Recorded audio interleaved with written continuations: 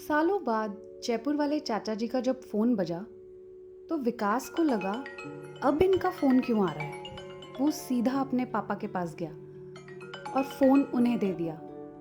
पापा ने गुस्से में कहा, कोई जरूरत नहीं है इसका फोन उठाने की। जब मैंने फोन किया था तो कोई बात नहीं करनी मुझे इससे। अक्सर ये बातें हमें भी तंग करती हैं ना। वो हमें पूछते हैं तो हमें क्या जरूरत पड़ी है, छोड़ो ना। अच्छा, जब मैंने काम कहा था तुमने किया था, अब मैं क्यों करूं। हम भी कभी ना कभी टिट फॉर टैट के मूड में आ ही जाते हैं। उसने मेरे साथ जैसा किया है मैं भी वैसा ही करूंगी उसके साथ। बट अगर देखा जाए तो टिट फॉर टैट वाला बिहेवियर एसिड की तरह काम करता है हमारे रिलेशनशिप्स के लिए। हमारे पेरेंट्स, भाई बहन, उनके स्पाउस और सबसे इम्पोर्टेंट हमारा लाइफ पार्टनर। ये रिश्ते हमारी बैकबोन होते हैं। इनमें से किसी एक में भी अगर कोई प्रॉब्लम आए तो लगता है जैसे कुछ कमी है, पर उसका ब्लेम हम सामने वाले पर डालकर बस परेशान होते रहते हैं। तो इस कमी को पूरा कैसे किया जाए? टिट फॉर टैट के इस पैटर्न को ब्रेक करके, जैसे विकास के पापा ने किया। अचानक उन्होंने फ़ोन उठा लिया।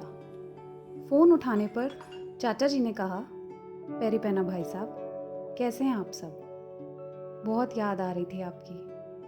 बस फिर क्या था, इतना सुनने की देर थी कि चाचा जी पर पापा का सारा गुस्सा खत्म हो गया और उनके चेहरे पर वो सुकून वाली हंसी खिली जो शायद कहीं खो सी गई थी।